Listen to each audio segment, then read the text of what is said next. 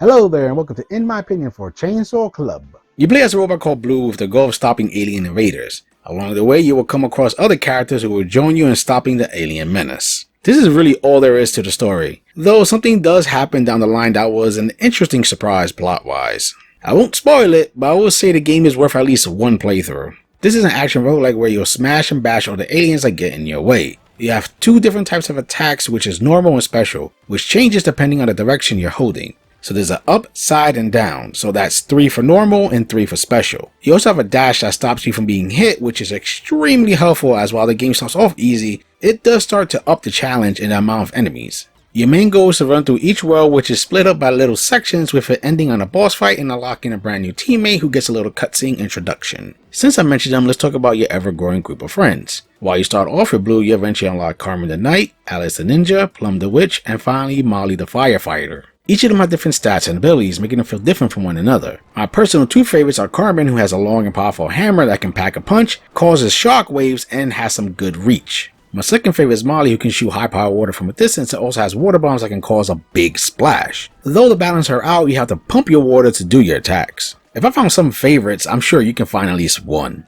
Now for some of the roguelike aspects. As you play through the game, you can pick up items, and these items are things that like increase your health and attack a tiny bit, defense bubbles, 2 little sidekicks that help you, one being some shields, and the other shooting enemies. These are completely random. There are 2 ways to get them. One being a shop in which you have to pay with your own health to get an item, making it a risk-reward situation. Since you do get your health back just by killing aliens, but you gotta be confident in yourself that you won't die in the process. The other is basically the magic school bus, in which you are driven to an area which you must collect enough blood to fill up the meter, all while not falling to your death while the screen is scrolling and the aliens are trying to screw you over. There's also a chance you're instead asked to kill a set amount of aliens to fill a blender. There are 3 items you can get depending on how much you fill the bar, and these, like the store items, are random, but usually are helpful, which is a good thing since I felt the bus stuff wasn't too difficult, especially since you can't die during it, only just fail the goal, which you then just move on. While both the store and bus randomly appear, I felt they were frequent enough to be really helpful.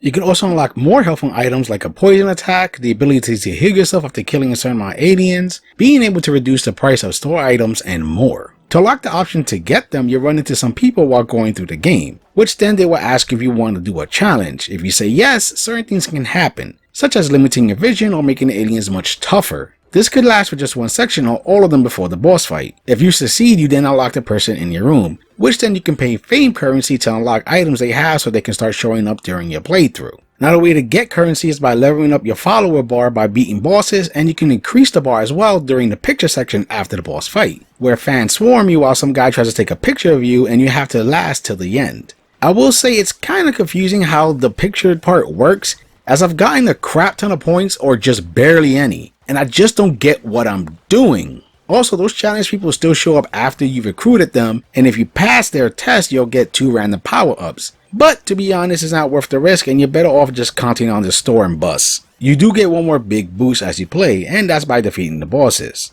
where you can choose to either increase your health by tons or attack, and it's up to you to figure out what's best for your character. Also, the bosses themselves are pretty damn fun to go against. Now if you die, all the power-ups and stat boosts you've collected in that run are gone, and you have to start from square one. Now while this sounds like a bitch, the new items you unlock along the way do a great job at helping you reach victory. Not only that, but the game is pretty fast and it does have difficulty options, and no matter if you play on story, casual, standard, or insane, you're not blocked off from anything, which is a huge plus in my book. All my footage with Carmen is standard, while everyone else is in casual mode. Also, the last one can be entered anytime after you unlock it. This goes for even after you've beaten the game at least once, so you could go in without even beating one boss, though at a weaker state. You can also, after unlocking it, keep playing the same worlds again and again and getting those power-ups. Though after you beat every world, the enemies will get stronger going by the picture of the alien flexing, so keep that in mind.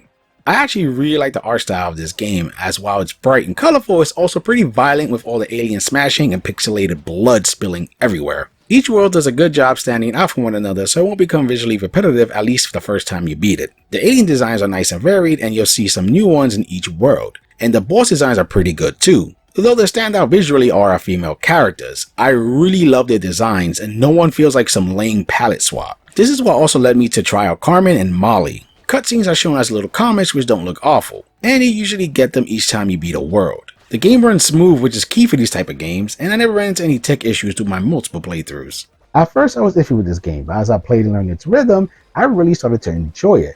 I love the character designs and the animated violence. I also like they do have the option to turn on the difficulty if it's too tough and not lose out on anything.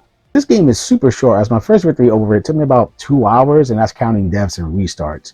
But once you get everything down, it took me about, like an hour and a half, probably an hour and 40 minutes. Replay value is trying out the multiple characters, unlocking all the items, and each character gets a special line of dialogue at the end that shows a little bit about their background. I think if you're in for something that's colorful, violent, bloody, and short, with flexibility when it comes to difficulty, then you should join the club. I hope you enjoy my thoughts on this game, and for gamer's sake, keep gaming.